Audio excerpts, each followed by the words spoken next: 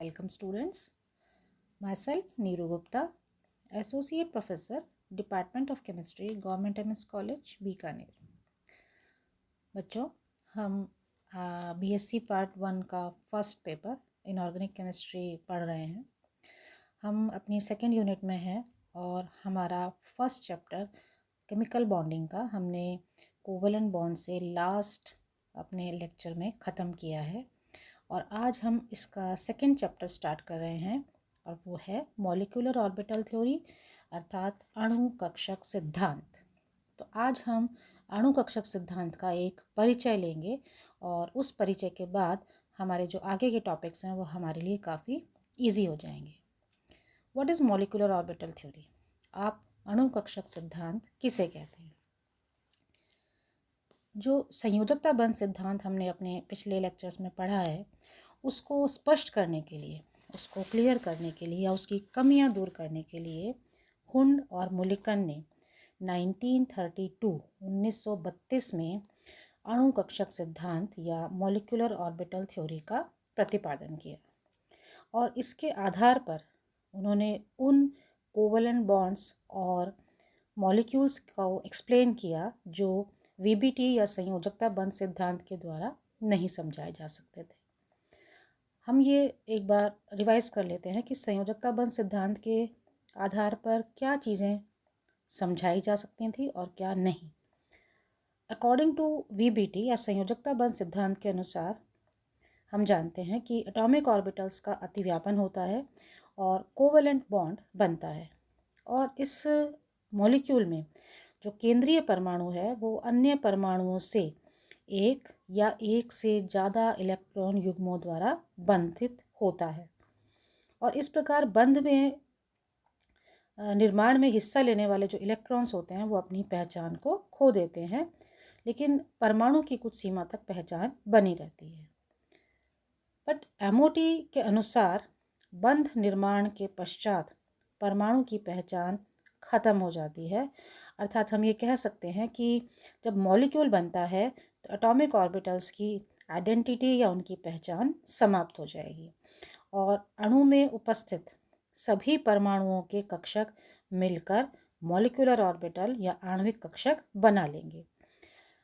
तो अब जो इलेक्ट्रॉन्स का डिस्ट्रीब्यूशन होगा वो अणु में उपस्थित इलेक्ट्रॉन्स परमाणविक कक्षकों में नहीं रहकर बल्कि नए बने हुए आणविक कक्षकों में अपना स्थान ले लेंगे और इस तरह से जो इलेक्ट्रॉन युग्म है वो किन्हीं भी दो नाभिकों के बीच लोकलाइज नहीं होगा, स्थानीयकृत नहीं होगा, बल्कि पूरे अणु पर विस्थानीकृत हो जाएगा। चूँकि एटॉमिक ऑर्बिटल्स मोनोसेंट्रिक होते हैं तो इनका संबंध मोनोसेंट्रिक में अर्थात एक केंद्रीय होते हैं क्योंकि इनका संबंध केवल एक ही नाभिक से होता है, जबकि मॉलिक्यूलर ऑर्बिटल या आणविक कक्षक पॉलीसेंट्रिक होते हैं क्योंकि इनमें सभी इलेक्ट्रॉन्स एक से ज़्यादा न्यूक्लियस या नाभिकों से जुड़े रहते हैं। ये जो कुछ हमने बोला मैं आपको एक बार इंग्लिश में भी यहाँ पर रिपीट करती हूँ। According to MOT, each electron moves in a delocalized orbit which encloses all the atoms of the molecules. Nuclei of the bonded atoms remain at the bond distance while atomic orbitals overlap to give MOs. मतलब atomic orbitals यानी कि परमाणु कक्षकों के अतिव्यापन से आणविक कक्षकों का निर्माण होता है जो एक निश्चित दूरी पर स्थित रहते हैं, which spreads over whole of the molecule, यानी कि उनका delocalization हो जाता है। In this way, all the orbitals of an atom contribute to the formation of covalent bond in a molecule.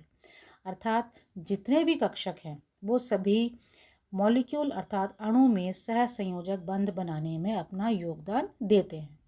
It consider the complete interaction between the electrons in atomic orbital than the VBT. तो VBT के विपरीत कह सकते हैं हम, या VBT के अनुसार जो चीज़ें थीं उससे बेहतरी के लिए या उसको क्लियर करने के लिए ये जो MOT है वो ये कहती है कि इलेक्ट्रॉन्स का कंप्लीट एटॉमिक ऑर्बिटल्स का कंप्लीट इंटरेक्शन या अंतरक्रिया के बाद ही इलेक्ट्रॉन्स का रीडिस्ट्रीब्यूशन होता है। और ये जो रीडिस्ट्रीब्यूशन है या जो इलेक्ट्रॉन का पुनर्वितरण है इन अणु कक्षकों में, वो ऑफ-बाउ सिद्धांत, पाउली प्रिंसिपल और हुंड नियम के अनुसार होता है। और जैसा हमने अभी कहा कि एमओटी के अनुसार जो अणु कक्षक हैं वो बहुकेंद्रीय होते हैं या पॉलीसेंट्रिक होते हैं। अब ये एमओटीज कैसे बनते हैं ये हम इस डायग्राम से थोड़ा सा क्लियर कर लेते हैं। इस डायग्राम में आप देख रहे हैं कि ऊर्जा का बढ़ता हुआ क्रम हमें अपने बाईं ओर नज़र आ रहा है। दो अणु कक्षक हैं एटॉमिक ऑर्बिटल, जिसको हमने एक को शाई ए लिखा है, दूसरे को शाई बी लिखा है। दोनों के संयोजन से या इंटरैक्शन से या ओवरलैपिंग से हमें दो प्रकार के अणु कक्षक मिलते हैं। पहला जो नीचे के ऊर्जा स्तर पे आप देख रहे हैं वो है बॉन्डिंग ऑर्बिटल्स अर्थात बंधी कक्षक, जिनकी ऊर्जा अपने परमाणु कक्षकों की ऊर्जा की तुलना में कम होती है। और इसमें आप उच्च ऊर्जा स्तर पर देख रहे हैं एंटी बॉन्डिंग ऑर्बिटल्स अर्थात विपरीत बंधी कक्षक, जिनकी ऊर्जा अपने परमाणु कक्षकों की तुलना में ज़्यादा होती है। तो इस तरह से परमाणु कक्षकों के अतिव्यापन या अंतरक्रिया से हमें अणु कक्षक प्राप्त होते हैं। और अणु कक्षक दो प्रकार के हम यहाँ देख रहे हैं, एक हैं बंधी अणु कक्षक और दूसरे हैं विपरीत बंधी अणु कक्षक। अब हम इस एमओटी के कुछ मुख्य बिंदुओं पर अपनी बात रखेंगे। तो अणु कक्षक सिद्धांत के या एमओटी के कुछ साइलेंट फीचर्स या मुख्य बिंदु क्या हैं? The fundamental characteristics of MOT are given as Number 1, जब दो परमाणुओं के नाभिक एक दूसरे के नज़दीक आते हैं तो इनके परमाणुीय कक्षक एक दूसरे के साथ इंटरैक्ट करते हैं या अतिव्यापन करते हैं और अणु कक्षकों का निर्माण होता है। दूसरा, परमाणु कक्षकों की संख्या के बराबर ही अणु कक्षक या आणविक कक्षक बनते हैं। अर्थात जब दो परमाणुीय कक्षक अतिव्यापन करेंगे तो दो अणु कक्षकों का निर्माण करेंगे, जिसमें एक कम ऊर्जा वाला होगा जैसा हमने अभी बात की, जिसे हम बॉन्डिंग मॉलिक्यूलर ऑर्बिटल या बंधी अणु कक्षक कहेंगे, और दूसरा अधिक ऊर्जा वाला होगा जिसे हम प्रतिबंधी या एंटी बॉन्डिंग मॉलिक्यूलर ऑर्बिटल कहेंगे। तीसरी चीज, अणु कक्षक या मॉलिक्यूलर ऑर्बिटल्स पॉलीसेंट्रिक होते हैं। चौथी बात, हर एक अणु कक्षक को एक तरंग फलन यानी कि शाई के द्वारा प्रदर्शित किया जाता है। और शाई स्क्वायर उसकी इलेक्ट्रॉन डेंसिटी या इलेक्ट्रॉन्स के पाए जाने की प्रायिकता को प्रदर्शित करता है।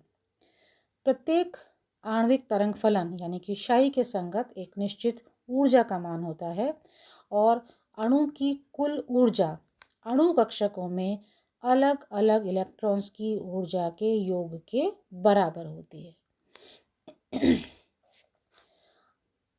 अणु कक्षकों का निर्माण समान ऊर्जा और प्रॉपर ओरिएंटेशन या उपयुक्त सममिति के परमाणुीय कक्षकों के अतिव्यापन से होता है। अर्थात हम ये कह सकते हैं कि 1s के साथ तो संयोग कर सकता है, कंबाइन हो सकता है, लेकिन 2s के साथ नहीं हो सकता है। इसी प्रकार s कक्षक pz के साथ तो संयोग कर सकते हैं, लेकिन py और px के साथ नहीं कर सकते। इसके अलावा इलेक्ट्रॉन्स जब भरते हैं अणु कक्षकों में तो वो ऑफ-बाउ नियम, पाउली के अपवर्जन सिद्धांत और हुंड के बहुलकता के नियम का पालन करते हैं। अर्थात अणु कक्षकों में इलेक्ट्रॉन ऊर्जा के बढ़ते हुए क्रम में उसी प्रकार भरे जाते हैं जैसे परमाणुीय कक्षकों में भरे जाते हैं। और हर एक परमाणु अणु कक्षक में दो इलेक्ट्रॉन जिनका चक्रण या जिनकी स्पिन ऑपोजिट होती है वो अधिकतम अपना स्थान ले सकते हैं। तो ये अणु कक्षकों के निर्माण के या उनके संबंध में जो एमओटी प्रतिपादित की गई उसकी कुछ मुख्य बातें या मुख्य बिंदु थे। अब एक छोटी सी जानकारी हम यहाँ पर इसके साथ और जोड़ना चाहेंगे कि वो कौन सी स्थितियाँ हैं जब मॉलिक्यूलर ऑर्बिटल या अणु कक्षकों का निर्माण होगा। The AOs form MOs. AO मतलब एटॉमिक ऑर्बिटल्स, एमोज मतलब मॉलिक्यूलर ऑर्बिटल्स अर्थात अणु कक्षक। Only when the following conditions are satisfied. कोई भी परमाणुीय कक्षक तभी मॉलिक्यूलर ऑर्बिटल या अणु कक्षक बनाएगा जब ये निम्न स्थितियाँ उनको वो संतुष्ट कर पाएगा। पहला, the combining AOs must have same energy, यानी कि परमाणविक कक्षक जो कंबाइन हो रहे हैं या जिनके मध्य अंतर क्रिया हो रही है उनकी ऊर्जा समान होनी चाहिए। जैसा हमने अभी बात की, इसी कारण 1s और 2s कंबाइन नहीं हो सकते, नहीं बना सकते एमओ। इसी तरह से 2p और 2s भी आपस में कंबाइन नहीं हो सकते क्योंकि उनकी ऊर्जाओं में बहुत ज़्यादा अंतर होता है। दूसरा कि मॉलिक्यूलर ऑर्बिटल्स या अणु कक्षकों के निर्माण के लिए ये आवश्यक है कि एटॉमिक ऑर्बिटल्स या परमाणु कक्षकों के बीच पर्याप्त अतिव्यापन हो, अर्थात the electron density between the nuclei of two atoms forming the bond is high due to more overlap. तो इलेक्ट्रॉन डेंसिटी तभी अधिकतम होगी उन दो न्यूक्लियाई के बीच में जब ओवरलैपिंग ज़्यादा होगी। तीसरा, the symmetry of AOs must be the same in the direction. जैसे हमने अभी बात की थी कि एटॉमिक ऑर्बिटल्स यानी कि परमाणु कक्षकों के लिए जो ज्यामिति है या जो सममिति है वो एक ही दिशा की होनी चाहिए। तो MOs can not be formed by the overlap of S atomic orbital and 2p and 2pz. It is because of the molecular axis of S x axis and 2py and 2pz perpendicular to z axis. मतलब सममिति अगर same होगी तो वही atomic orbitals या वही परमाणु कक्षक आपस में संयोग करके अणु कक्षकों का निर्माण करेंगे। अब अणु कक्षक जो बन रहे हैं वो कितने प्रकार के होते हैं, तो हमारी अगली हेडिंग है टाइप ऑफ मॉलिक्यूलर ऑर्बिटल्स, अर्थात अणु कक्षकों के प्रकार। Molecular orbitals are of 3 types. अणु कक्षक मुख्य रूप से 3 प्रकार के होते हैं। बॉन्डिंग मॉलिक्यूलर ऑर्बिटल, शॉर्ट में हम बोलते हैं BMO। A BMO is obtained by the combination of electron waves of the same sign. BMO यानी कि बॉन्डिंग मॉलिक्यूलर ऑर्बिटल या बंधी परमाणु अणु कक्षक कब बनेगा, जब परमाणु की इलेक्ट्रॉन वेव्स या तरंग फलन का कॉम्बिनेशन सेम साइन का या समान चिन्ह का होगा, अर्थात by the addition overlap of AO। जैसा हमने अपने पिछले चित्र में देखा कि शाई A प्लस शाई B होगा तो बॉन्डिंग मॉलिक्यूलर ऑर्बिटल या बंधी अणु कक्षक का निर्माण होता है। And it has lower energy than the AOs from which it is formed, और इसकी ऊर्जा अपने उन परमाणु कक्षकों की तुलना में कम होती है जिससे कि ये बना है। And the electron density between the nuclei is high, नाभिकों के बीच इलेक्ट्रॉन का घनत्व ज़्यादा होता है। And hence it stabilises the molecule, और इसलिए ये अणु को स्थायित्व या स्टेबिलिटी प्रदान करते हैं। दूसरी तरह के अणु कक्षक होते हैं नॉन बॉन्डिंग मॉलिक्यूलर ऑर्बिटल, अर्थात अबंधी परमाणु कक्षक। Orbitals which are inside the inner shell of atom which do not participate in the formation of molecule. ये वो अणु कक्षक हैं जो किसी भी परमाणु के आंतरिक शेल में उपस्थित होते हैं और ये मॉलिक्यूल या अणु के निर्माण में अपना योगदान नहीं रखते। Non bonding electrons do not participate in bond formation. इसी तरह से इन कक्षकों में पाए जाने वाले जो इलेक्ट्रॉन्स हैं जिन्हें अबंधी इलेक्ट्रॉन्स कहते हैं, उनका भी बंध निर्माण में योगदान नहीं होता। Hence their presence do not affect the stability of molecule. इसलिए इनकी उपस्थिति से अणु की स्टेबिलिटी या उसके स्थायित्व पर कोई प्रभाव नहीं पड़ता। तीसरे प्रकार के मॉलिक्यूलर ऑर्बिटल होते हैं एंटी बॉन्डिंग मॉलिक्यूलर ऑर्बिटल, जिन्हें हम ABMO कहते हैं, अर्थात विपरीत बंधी अणु कक्षक।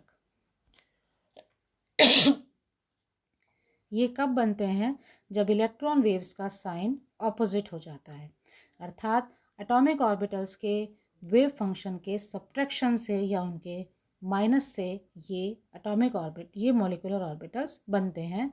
इसलिए इनकी ऊर्जा उन परमाणु कक्षकों की तुलना में ज़्यादा होती है जिनसे इनका निर्माण हुआ है। दोनों में जो अंतर है वो ये कि यहाँ इलेक्ट्रॉन डेंसिटी का मान न्यूक्लियस के पास बहुत लो होता है और इसी कारण से ये अणु को डिस्टेबलाइज करते हैं, अर्थात उसको अस्थायी रूप देते हैं। तो इस तरह से हम इन 3 प्रकार के एटॉमिक ऑर्बिटल्स 3 प्रकार के मॉलिक्यूलर ऑर्बिटल्स की बात करते हैं। मॉलिक्यूलर ऑर्बिटल्स, कौन कौन से? बॉन्डिंग मॉलिक्यूलर ऑर्बिटल्स अर्थात बंधी अणु कक्षक, नॉन बॉन्डिंग मॉलिक्यूलर ऑर्बिटल्स अर्थात अबंधी अणु कक्षक, और तीसरे एंटी बॉन्डिंग मॉलिक्यूलर ऑर्बिटल अर्थात विपरीत बंधी अणु कक्षक।